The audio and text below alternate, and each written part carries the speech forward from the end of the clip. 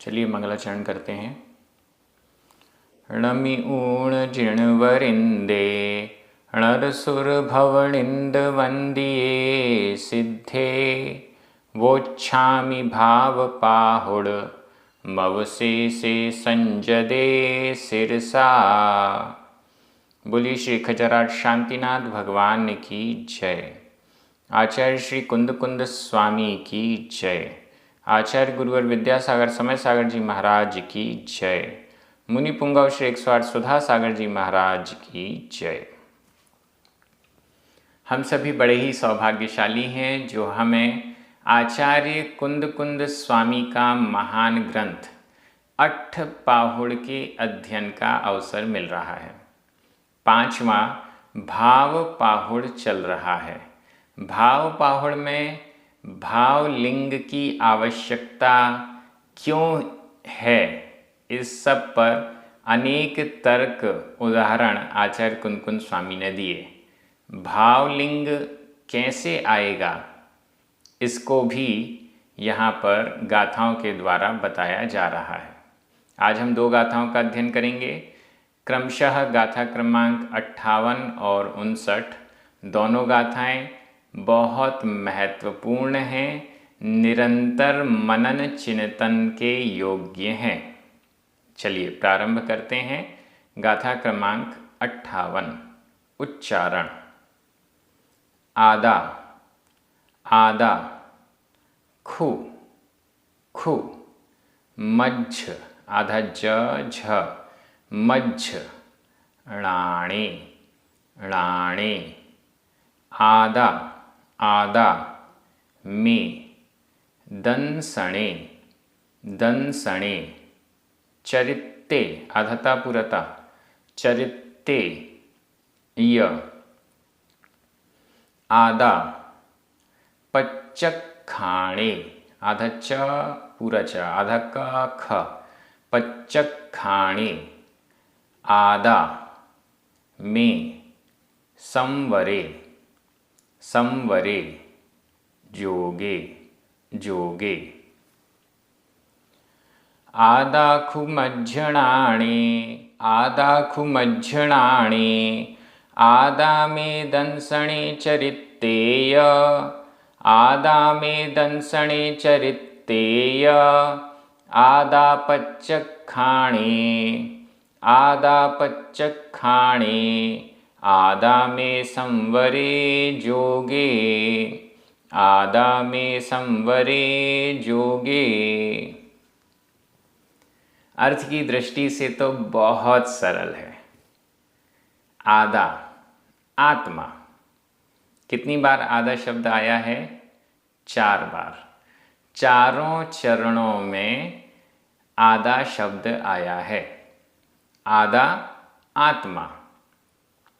आत्मा, जिस आत्मा की बात की जा रही थी ऊपर, अप्पा अप्पम्मी रहो, आत्मा आत्मा में लीन रहे, यही भावलिंग है। आत्मा का आश्रय लो, आलंबनम चमे आदा।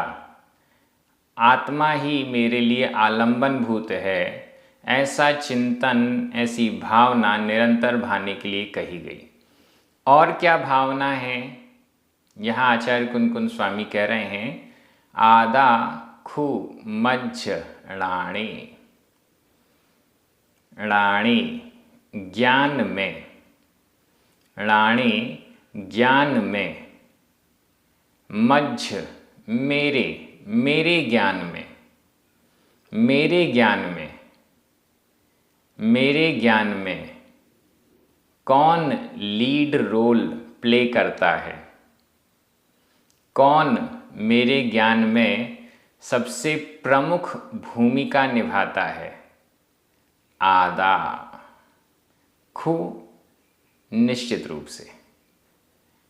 आदा आत्मा ही, मज्झ मेरे, णाणे ज्ञान में लीड रोल करने वाला है, प्रमुख भूमिका निभाने वाला है। आत्मा के अभाव में मेरा ज्ञान काम करने वाला नहीं है। ज्ञान रूप जो कार्य हो रहा है उसमें आत्मा ही प्रमुख है। अच्छे से समझिए, हम ज्ञान प्राप्त कर रहे हैं, इसमें सहयोगी कारण बहुत हो सकते हैं। ज्ञान से संबंधित जो कार्य चल रहा है इसमें सहयोगी कारण अनेक हैं। पुस्तक, ग्रंथ, पढ़ाने वाले, और भी अगर हम अट्ठपहाड़ स्वाध्याय की बात करें तो यूट्यूब, इंटरनेट, आपका मोबाइल, बहुत सारी चीज़ें ज्ञान में सहयोगी हैं। लेकिन ये सब हों या ना भी हों, ये सारे साधन बदल भी सकते हैं, लेकिन जो नहीं बदल सकता, जिसके बिना काम नहीं हो सकता, वह मैं हूँ आत्मा। मैं, मेरे बिना, आत्मा के बिना ज्ञान काम नहीं करेगा। भले पुस्तक रखी हो सामने, यूट्यूब हो, इंटरनेट हो, मोबाइल हो, लेकिन अट्ठपहाड़ का स्वाध्याय, भाव पहाड़ की इन गाथाओं का अर्थ समझना तभी हो पाएगा जब आत्मा यानी मैं उस ओर पुरुषार्थ करूँगा। इसलिए ज्ञाने णाणे ज्ञाने, ज्ञान में, मध्य मेरे ज्ञान में प्रमुख कार्य आदा आत्मा ही करती है। मैं यानी आत्मा, आत्मा ही प्रमुख कार्य कर रही है, ऐसा हमें समझना है। आगे चलते हैं। आदा में दंसणे, दंसणे दर्शन, दर्शन में, श्रद्धान में, श्रद्धान में, मेरे, मेरे श्रद्धान में आदा आत्मा ही है। आत्मा ही मेरे ज्ञान में है, आत्मा ही मेरे दर्शन में है, श्रद्धान में है। चारित्तेय, चरित्तेय, य और चरित्ते, चरित्र में, चरित्र में आत्मा ही है। आत्मा ही मेरे ज्ञान में है, आत्मा ही मेरे श्रद्धान में है, आत्मा ही मेरे चारित्र में है। प्रमुख रोल, प्रमुख भूमिका, केंद्रीय भूमिका आत्मा की ही है। श्रद्धान बढ़ता है तीर्थ यात्राओं से, गुरुओं के दर्शन से, इत्यादि बहुत स्वाध्याय से, इत्यादि बहुत सारे कारणों से श्रद्धान मजबूत होता है, बढ़ता है। लेकिन ये सारे कारण हों या ना हों, प्रमुख कारण तो है आत्मा, क्योंकि वह आत्मा ही श्रद्धान करती है, ज्ञान करती है, आचरण करती है। मात्र पुस्तक के होने से ज्ञान नहीं होता, मात्र गुरुओं के होने से ज्ञान नहीं होता, उसके लिए स्वयं पुरुषार्थ करना होता है। इसलिए यहाँ पर सीधा सीधा कह रहे हैं, आदा खुमज्जणाणे, मेरे ज्ञान में आत्मा है। आदा में दंसणे, मेरे दर्शन में आत्मा है, मेरे श्रद्धान में आत्मा है। चरित्ते, चारित्र में आत्मा है। जो ज्ञान दिख रहा है उसमें ही आत्मा है, जो दर्शन दिख रहा है उसमें भी आत्मा है, जो चारित्र दिख रहा है उसमें भी आत्मा ही प्रमुख है। आत्मा की ओर जाएंगे तो ज्ञान हो जाएगा, आत्मा की ओर जाएंगे तो वही दर्शन हो जाएगा, आत्मा की ओर जाएंगे तो वही चारित्र हो जाएगा। आत्मा के सन्मुख होने पर, आत्मा में लीन होने पर ही ज्ञान हो जाएगा, आत्मा में लीन होने पर ही श्रद्धान हो जाएगा, आत्मा में लीन होने पर ही चारित्र हो जाएगा। हर प्रकार से व्याख्या देख रहे हैं आप। आत्मा ही ज्ञान है, आत्मा ही दर्शन है, आत्मा ही चारित्र है। आत्मा में जो मुनिराज डूब जाते हैं वही उनका सम्यक ज्ञान है, वही उनका सम्यक दर्शन है और वही उनका सम्यक चारित्र है। और आगे देखिए और क्या क्या है। आदा पच्चखाणे, आत्मा प्रत्याख्यान में, वही प्रत्याख्यान है। आत्मा में डूबना ही प्रत्याख्यान है, आत्मा की ओर सम्मुख हो जाना ही प्रत्याख्यान है। प्रत्याख्यान का मतलब त्याग, आगे आगामी काल में दोष नहीं करेंगे, आगामी काल में दोषों का त्याग। प्रत्याख्यान, आत्मा ही प्रत्याख्यान है, आत्मा में डूबना ही प्रत्याख्यान है। ज्ञान जानना, श्रद्धान विश्वास करना, चारित्र आचरण में लाना, पाप क्रियाओं को छोड़ना, पच्चखाण प्रत्याख्यान त्याग, बुरी चीज़ों का त्याग, दोषों का त्याग, भविष्य में नहीं करेंगे। पच्चखाण, आत्मा ही प्रत्याख्यान है, आत्मा में डूबना ही प्रत्याख्यान है। आदा में संवरे जोगे में, मेरे संवर में आत्मा है, मेरे योग में आत्मा है। संवर की जितनी क्रियाएं हैं, संवर किसे कहते हैं? आश्रव के कर्मों के आने का रुक जाना, आश्रव का रुकना, यह संवर है। संवर की जितनी भी क्रियाएं हैं वे सब आत्मा में डूबना ही संवर है। आत्मा में लीन हो जाना, स्वयं में लीन हो जाना ही संवर है। भावलिंग, आत्मा में लीन होना भावलिंग है, और भावलिंग ही ज्ञान है, दर्शन है, चारित्र है, प्रत्याख्यान है, संवर है, योग है। भावलिंग ही सब कुछ है, और भावलिंग के अभाव में ये सब भी खिसक जाएंगे। भावलिंग के अभाव में ज्ञान ज्ञान नहीं कहलाएगा, श्रद्धान श्रद्धान नहीं कहलाएगा, आचरण बाहरी आचरण रह के मात्र माना जाएगा, अंतरंग गायब। इसलिए यहाँ पर कह रहे हैं मेरे ज्ञान में भी आत्मा है, मेरे दर्शन में भी आत्मा है, मेरे चारित्र में, मेरे प्रत्याख्यान में भी आत्मा है, मेरे संवर में भी आत्मा है, और जोगे योग में, योग का मतलब यहाँ पर ध्यान है, ध्यान योग, मेरे ध्यान में भी आत्मा है। आत्मा ही ध्यान है, आत्मा ही संवर है, आत्मा ही प्रत्याख्यान है, आत्मा ही चारित्र है, आत्मा ही दर्शन है, आत्मा ही ज्ञान है। इसलिए आत्मा में डूब जाना ही इन सब को प्राप्त करना है, इत्यादि अनेक प्रकार से इसकी व्याख्या की जा सकती है। कुल मिला के इन सब में जो प्रमुख है, जो मेन है, जिसके बिना ये सब हो नहीं सकते, वो है आत्मा, यानी मैं।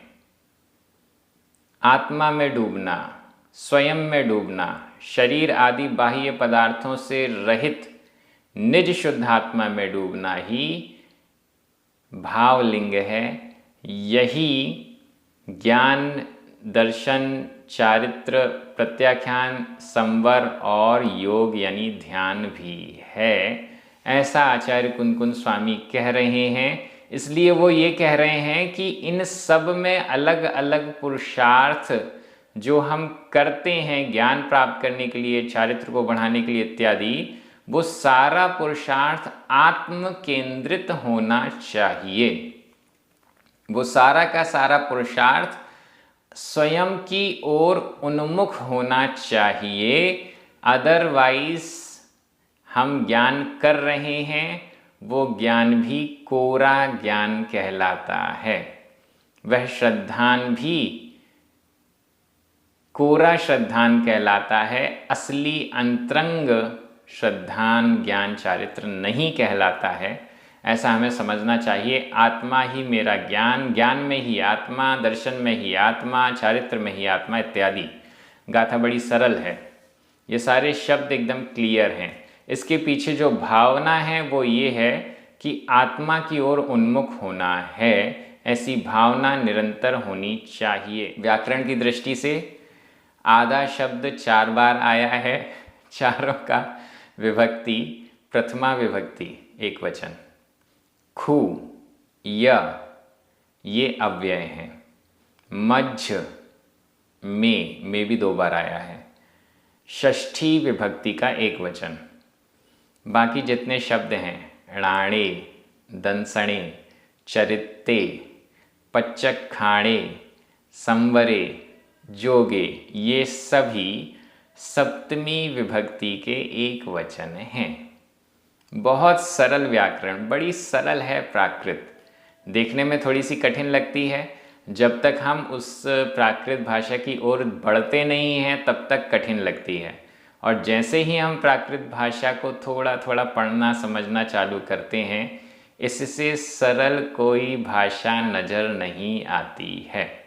मैं एक बार हिंदी अर्थ कर रहा हूँ, आपकी नज़र प्राकृत शब्दों पर जानी चाहिए। मेरे ज्ञान में निश्चित रूप से आत्मा ही प्रमुख है। मेरे दर्शन में और चारित्र में आत्मा है, प्रत्याख्यान में आत्मा है, मेरे संवर में और योग में आत्मा है। आत्मा ही सर्व प्रमुख है, आत्मा की ओर ही पुरुषार्थ करना है, ऐसा आचार्य कुनकुन स्वामी कह रहे हैं। अगली गाथा देखिए, वो भी बड़ी महत्वपूर्ण है। गाथा क्रमांक 59, उच्चारण। एगो, एगो, में, सस्सदो, आधा सा पूरा सा, सस्सदो, अप्पा, आधा पा पूरा पा, अप्पा, णाण, दंसण, लक्षणों, आधा का ख, णाण दंसण लक्षणों, शेषा, शेषा, में, बाहिरा, बाहिरा, भावा, भावा, सव्वे, आधा वा पूरा वा, सव्वे, संजोग, लक्षणा, आधा का ख, संजोग लक्षणा, संजोग लक्षणा।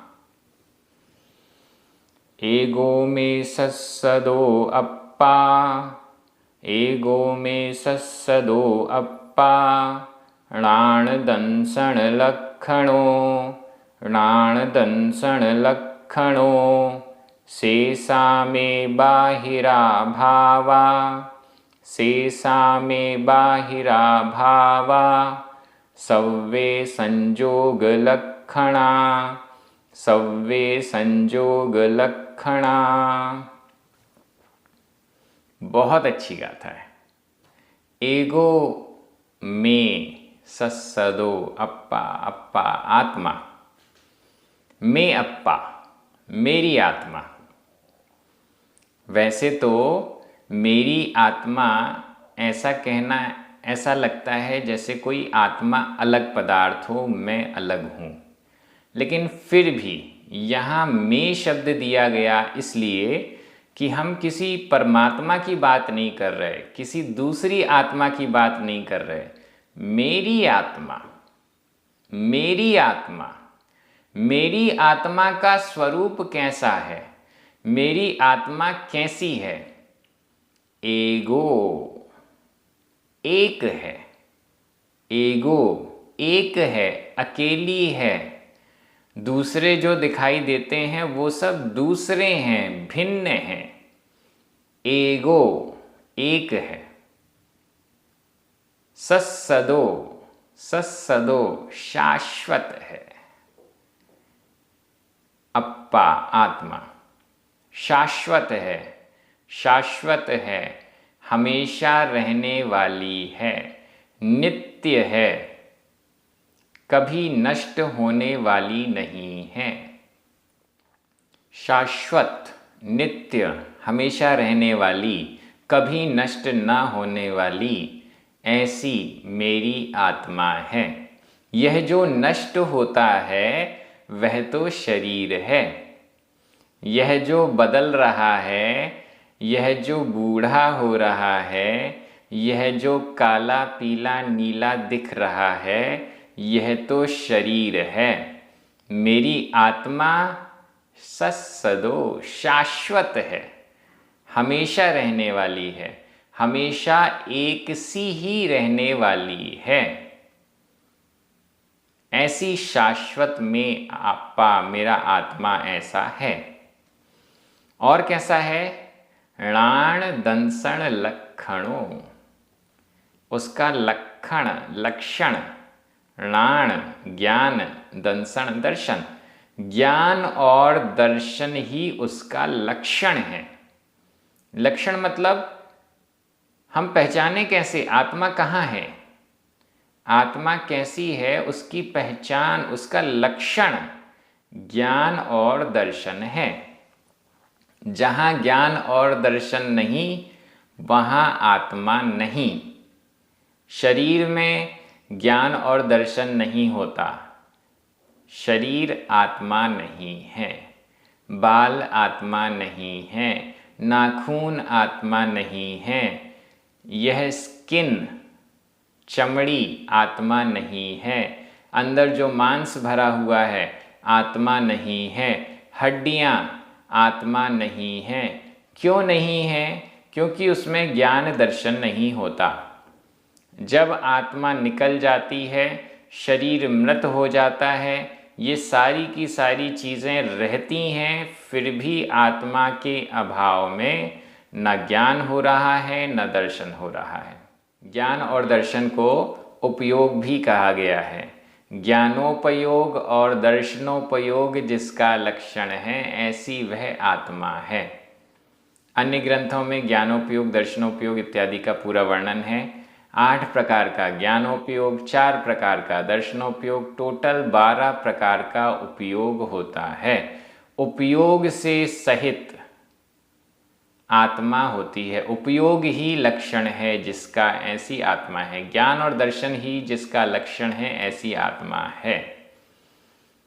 शेषा में बाहिरा भावा, शेषा शेष, ज्ञान और दर्शन के अलावा जो भी कुछ है, शेषा शेष,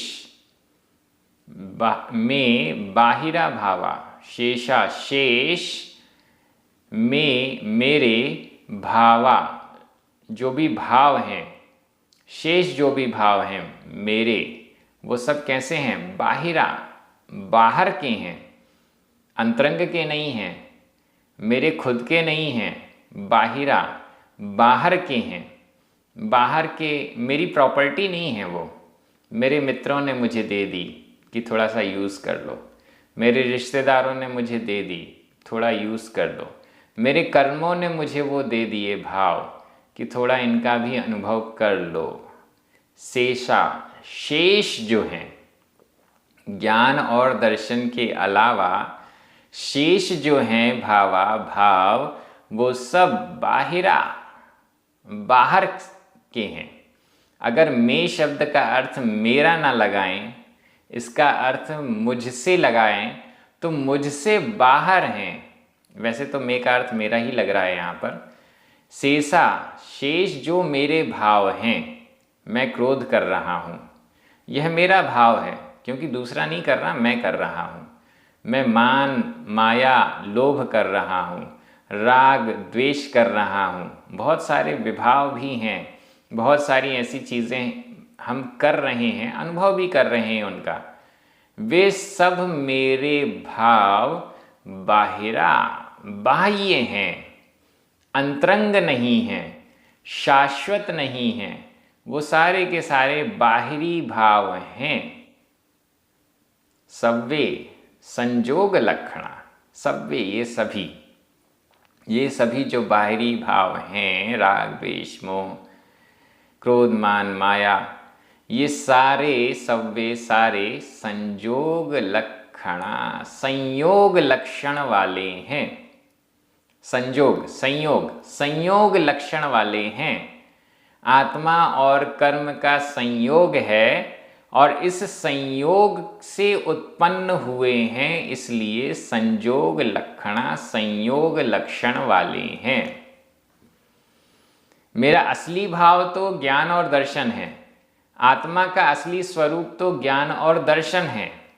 तो फिर प्रश्न हुआ, ज्ञान दर्शन के अलावा आप में क्रोध भी दिखता है, मान माया लोभ भी दिखता है, राग द्वेष भी दिखता है, आप संसारी हो, ये सब आप में दिखता है, आत्मा में दिखता है। तो वो क्या है? वो बाहरी भाव हैं, वो बाहर की चीज़ें हैं, अंतरंग का मेरा खुद का नहीं है। वो तो सब संयोग लक्षणा, संयोग लक्षण वाले हैं, संयोग के कारण उत्पन्न हुए हैं, कर्मों के उदय के कारण उत्पन्न हुए हैं। आत्मा और कर्म का संबंध है, इसलिए ये क्रोध मान माया लोभ राग द्वेष इत्यादि मुझ में दिखाई दे रहे हैं। ये सब बाहरी भाव हैं तो मेरे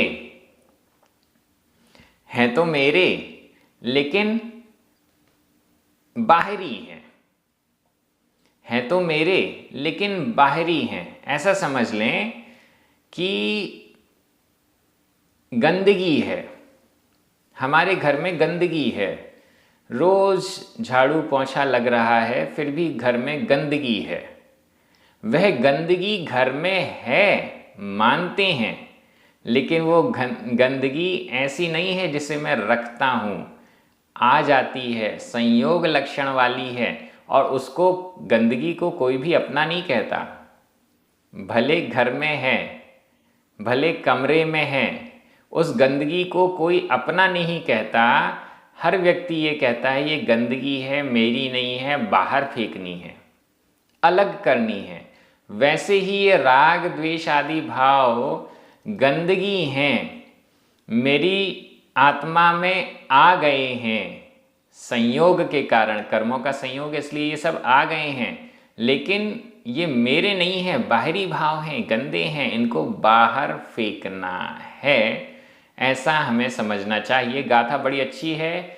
मैं अप्पा मेरी आत्मा एगो एक है, अकेली है, पर पदार्थ से भिन्न है, सत्सदो शाश्वत है, णाण दंसन लक्षणों ज्ञान और दर्शन लक्षण वाली है।